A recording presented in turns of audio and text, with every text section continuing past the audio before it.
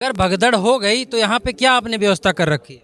Sir भगदड़ पहली बात तो यहाँ पर इतने समागम हो चुके हैं, ये कोई आज पहली बार नहीं हो रहा है।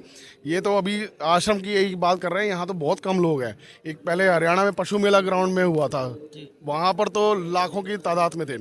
और आप विश्वास नहीं करेंगे, यहाँ जो प्रशासन आता है ना, वो भी तारीफ करके जाता है कि इतनी संख्या में भी लोग इतना अनुशासन में कैसे चल रहे हैं। नमस्कार, मैं आपके साथ जसविंदर सिंह और आप देख रहे हैं यूपी खबर फास्ट। दोस्तों, आज हम पहुंचे हुए हैं सतलोक आश्रम शामली वेद खेड़ी में। दोस्तों, यहाँ पे देख सकते हैं कितना ज़्यादा सैलाब है, काफ़ी ज़्यादा है यहाँ पे जो संगत है, काफ़ी ज़्यादा लोग हैं यहाँ पे। दोस्तों, हमें तो ऐसा लग रहा है कि जैसे महाकुंभ में प्रयागराज में भगदड़ हुई, ऐसा तो नहीं सर कहीं हो जाएगा यहाँ पे? हमें तो सर डर लग रहा है। डरने की जरूरत नहीं है। यहाँ पर ये संत रामपाल जी महाराज जी का आश्रम है। यहाँ पर सब अनुशासन में चलते हैं। यहाँ पर ऐसा खुद अपनी जिम्मेदारी जो लोग संत रामपाल जी महाराज से जुड़ते हैं ना, वो ऐसे नहीं जुड़ते हैं, वो पूरा ज्ञान समझ के जुड़ते हैं। और उन पूरे नियम होते हैं, 11 नियम बताए जाते हैं। उसके उनको अगर मंजूर होते तो ही नाम दीक्षा मिलती है, नहीं तो नहीं मिलती है। सर, अगर भगदड़ हो गई तो यहाँ पे क्या आपने व्यवस्था कर रखी है? सर भगदड़ पहली बात तो यहाँ पर इतने समागम हो चुके हैं, ये कोई आज पहली बार नहीं हो रहा है। ये तो अभी आश्रम की यही बात कर रहे हैं, यहाँ तो बहुत कम लोग हैं। एक पहले हरियाणा में पशु मेला ग्राउंड में हुआ था, वहाँ पर तो लाखों की तादाद में थे। और आप विश्वास नहीं करेंगे, यहाँ जो प्रशासन आता है ना, वो भी तारीफ करके जाता है कि इतनी संख्या में भी लोग इतना अनुशासन में कैसे चल रहे हैं। ये सर, ये परमात्मा का मार्ग है, यहाँ पर कोई चूक होने वाली नहीं है। सर, आपसे हम एक प्रश्न करना चाहेंगे। जैसे अभी प्रयागराज में आपने देखा भगदड़ हुई, काफ़ी लोग मर भी चुके हैं। सर, उस पर धीरेन्द्र शास्त्री ने एक बात कही थी कि जितने लोग मरे हैं वो मरे नहीं हैं, उनका मोक्ष हो गया है। उस पर सर आप क्या कहना चाहेंगे? सर, आज से 600 साल पहले कवि परमेश्वर जब आए थे, तो उस समय जो है मुसलमानों को ये भी ये कहा जाता था कि अगर आपको अपनी बात पे पक्का विश्वास है कि बकरा काटने के इसकी जो आत्मा है वो स्वर्ग चली जाती है, तो अपने पहले परिजनों का गला कटवाओ ना।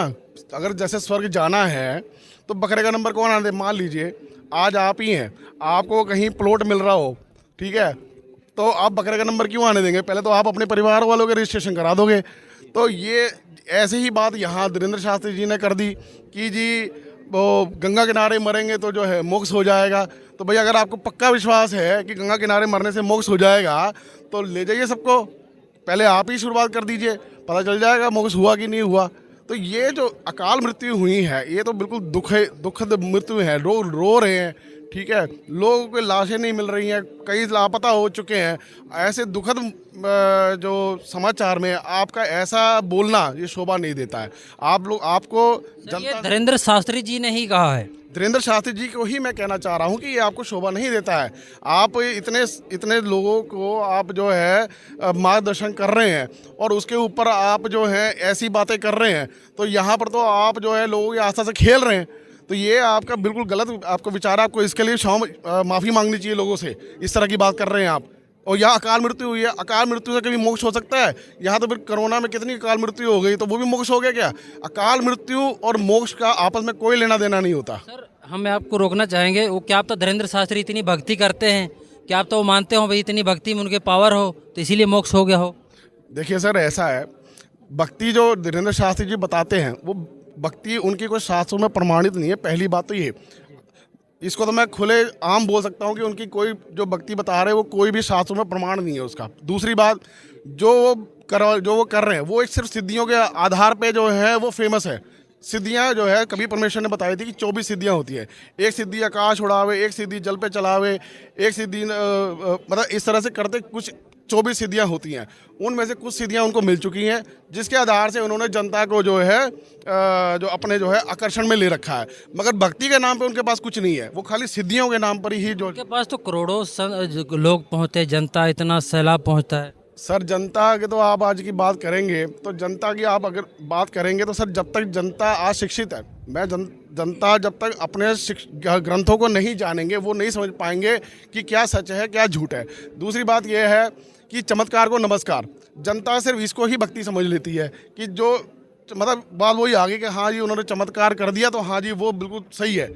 तो चमत्कार से कोई सही नहीं हो जाता है। आपको अपने ग्रंथों में जो हमारे गॉड गिवन नॉलेज है, भगवत गीता है, पवित्र भगवत गीता है, पवित्र वेद हैं, ठीक है, इनके आधार से आपको भक्ति करनी पड़ेगी। और जो हमारे भक्ति जो बताई हुई है, अगर आप भगवत गीता की बात करें, ठीक है, तो उसमें ये 2 ही मंत्र की जिक्र किया है, तीसरा कोई मंत्र नहीं है। उसमें 8वें अध्याय के 13वें श्लोक में ओम मंत्र का जिक्र कर रखा है, और 17वें अध्याय के 23वें श्लोक में ओम तत्सत मंत्र का जिक्र कर रखा है।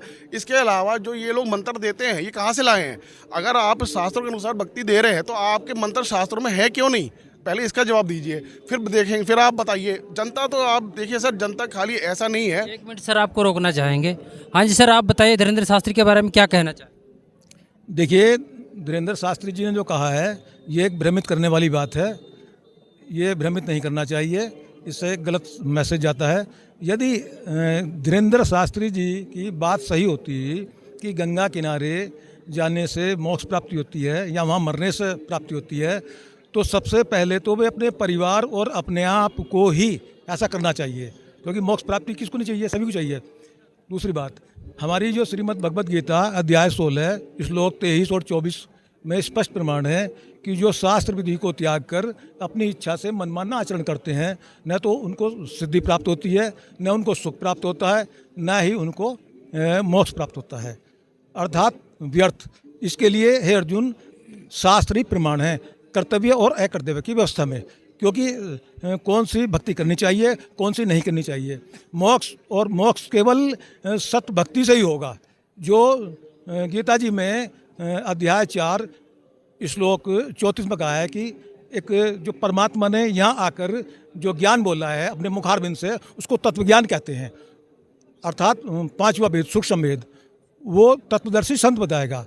उसको दंडवत प्रणाम करने से, उनसे सरलतापूर्वक प्रश्न करने से, कपट छोड़कर सरलतापूर्वक प्रश्न करने से वे तुझे तत्व ज्ञान का उपदेश करेंगे। तो जब उपदेश करेंगे तो जो तत्वदर्शी संत बताएंगे, जो नियम बताएंगे, उन नियमों में रह करके मर्यादा में जो भक्ति करेंगे उनका मोक्ष होगा, न कि ऐसे जैसे धीरेन्द्र शास्त्री जी बता रहे हैं। ये तो एक सर, आप क्या कहना चाहेंगे धीरेन्द्र? मैं ये कहना चाहूँगा कि जो धीरेन्द्र शास्त्री ने जो बांध दिया है कि जो गंगा के किनारे मरेगा तो उसका मोक्ष होगा, मैं उनकी एक बात कहना चाहता हूँ। जो गंगा के किनारे मरा है तो जो साधु संत थे जो नंगे घूमते हैं, ये कौन है कि देश में इनका भी मोक्ष हो जाता।